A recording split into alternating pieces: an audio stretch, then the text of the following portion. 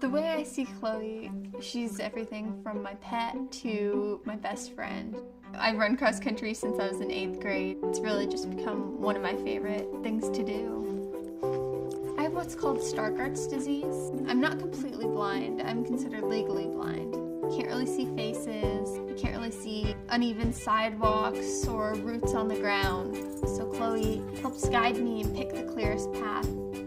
It was a couple weeks before our first race when we found out that guide dogs weren't allowed to run. We actually got approved the day before the first race.